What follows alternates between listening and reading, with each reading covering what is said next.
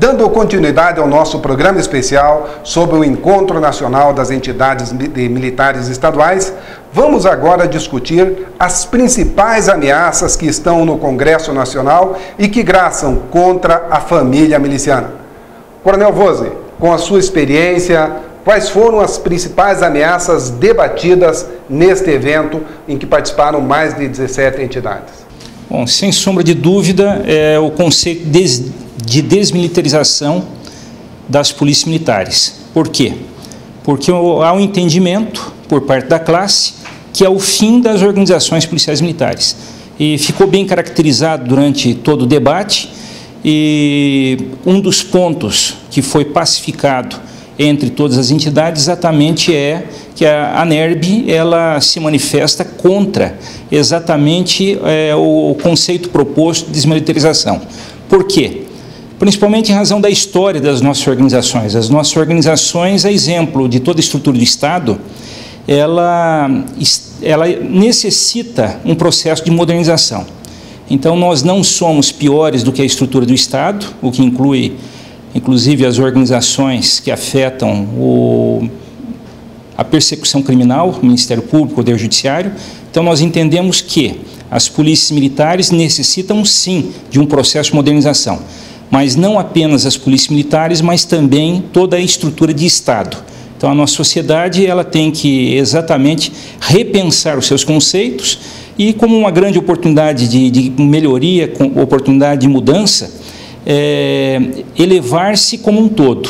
Contudo, o que nós acompanhamos é que existe um conceito ideológico de que as mazelas que o Estado apresenta, pela falta de dinâmica gerencial, o grande e verdadeiro culpado para essas entidades é somente a Polícia Militar.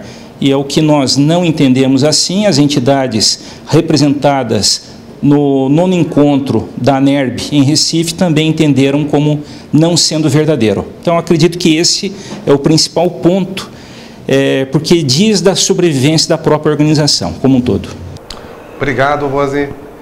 Subtenente Davi da Almeida, fez toda a carreira de praça, subtenente da nossa reserva remunerada, com certeza pode falar um pouquinho sobre essa desmilitarização e a diferença que existe entre conquistar e preservar os nossos direitos e a destruição que está sendo proposta.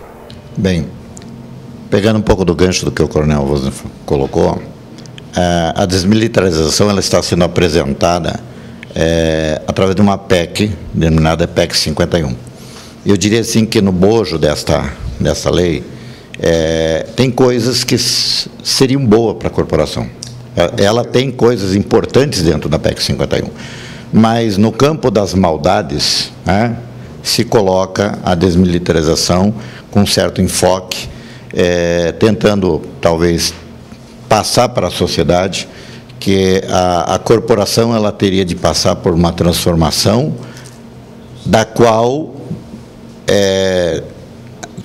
tirar, vamos dizer assim, a denominação que consta hoje na Constituição Federal como militares, lá, que altera o artigo 144, estaria mudando completamente o nosso sistema. Então, eu poderia dizer assim que, volto a dizer, no campo das maldades, foi colocado lá que a desmilitarização é a melhor coisa que a sociedade receberia hoje para melhorar as instituições. É um ledo engano isso, até porque eu diria que nós hoje estamos passando por uma transformação, precisamos passar por uma transformação interna.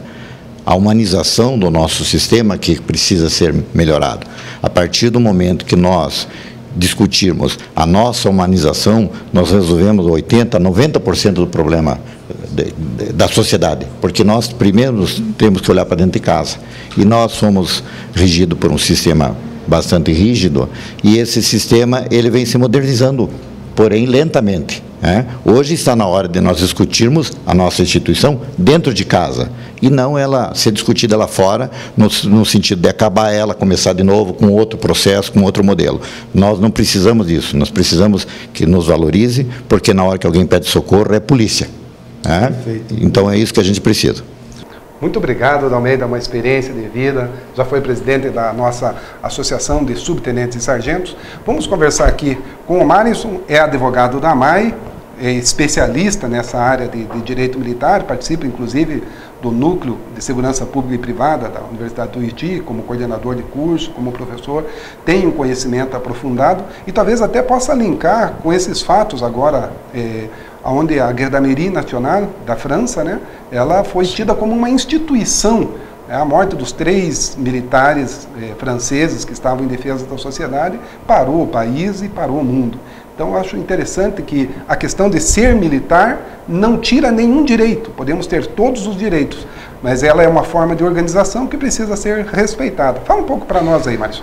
Não, de forma alguma, a hierarquia e disciplina afastam os direitos constitucionais. Aquilo que está previsto no artigo 5º da Constituição Federal, inerente a direitos e garantias fundamentais, é inerente a qualquer cidadão.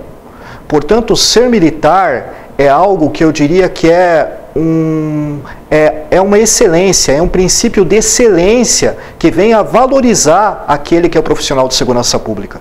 Portanto, a desmilitarização, ela não vai fazer com que o sistema como um todo venha a melhorar, mas sim somente de que venha a ter um começar novamente, o que pode trazer sérias dificuldades futuras a um sistema.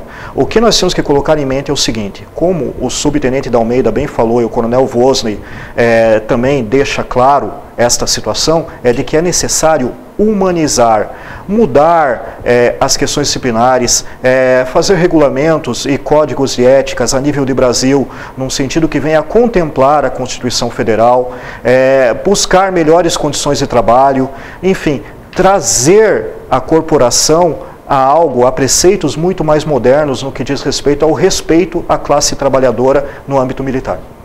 Parabéns, Marisson. Inclusive, eu acredito que esse é o assunto do nosso próximo bloco. As principais propostas feitas no 9º encontro das associações militares estaduais do Brasil. Voltamos daqui a pouco.